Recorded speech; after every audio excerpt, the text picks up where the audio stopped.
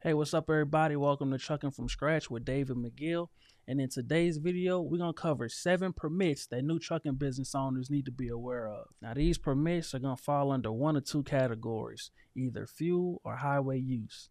Now, before we begin, let me give a quick disclaimer because I know a lot of people are going to ask in the comments section, David, does this apply to my hot shop business? Or, David, I just started a box truck company. Do I need these permits? And the answer, in the words of my 4-year-old daughter, is I don't know.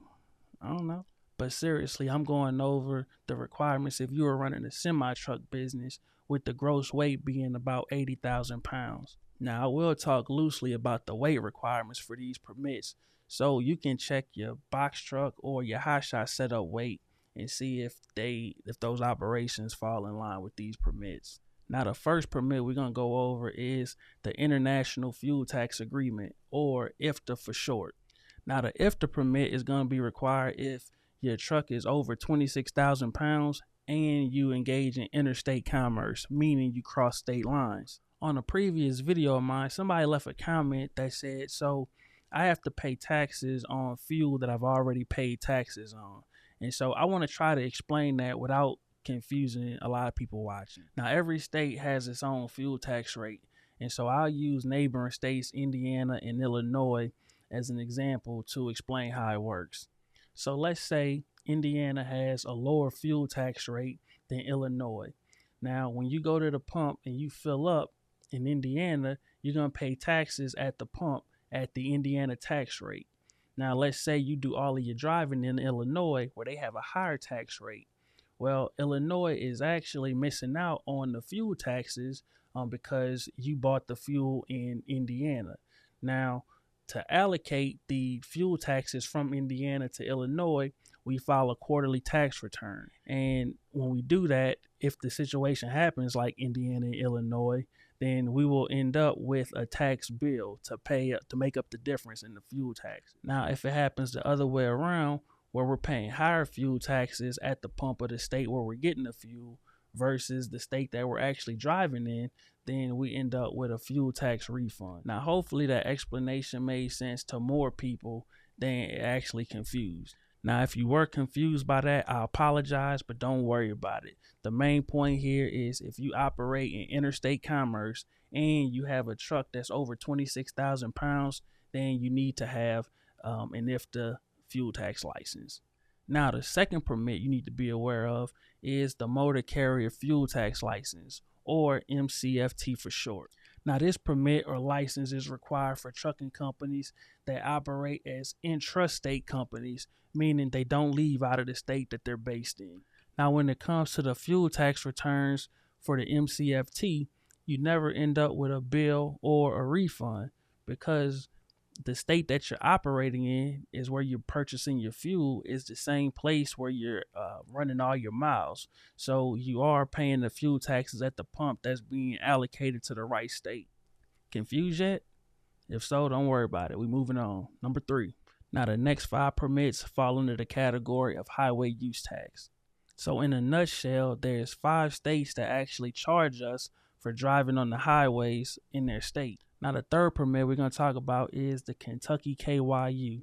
Now, the state of Kentucky requires us to have this permit if we operate vehicles that are over 60,000 pounds. Now, every quarter, we're required to report how many miles we drove through the state of Kentucky. Now, for every mile we drive through the state of Kentucky, we have to pay 2.8 cents per mile.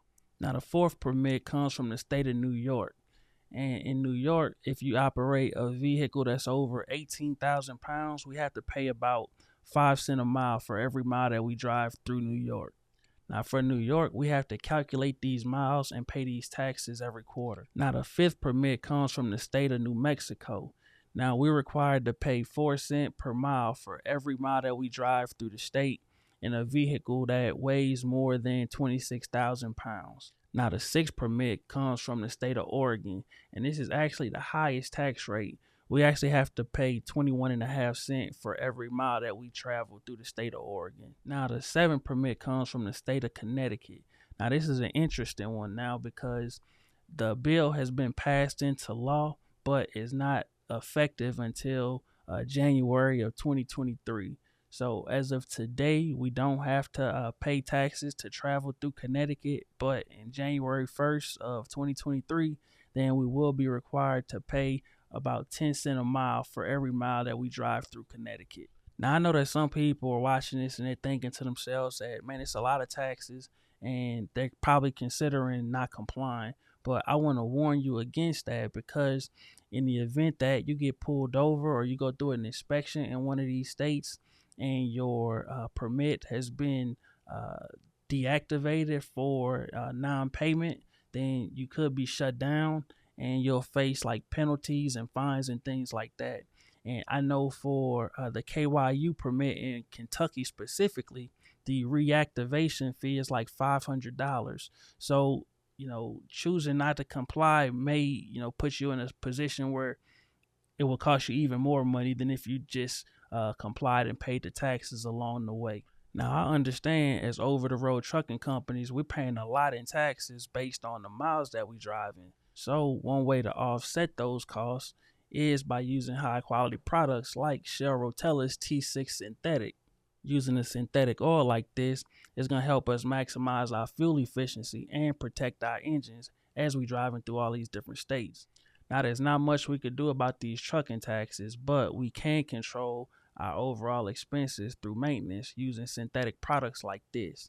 Now, to see where you can find Shell Rotella's products, check out the link in the description. Now, hopefully you found this video helpful, and if you did, please give it a thumbs up and let me know in the comment section. Also, if you have anything you want to add, go ahead and add that to the comment section as well. And if you know anybody else who could benefit from this information, make sure you share this video with them. And as always, thanks again for watching. Peace.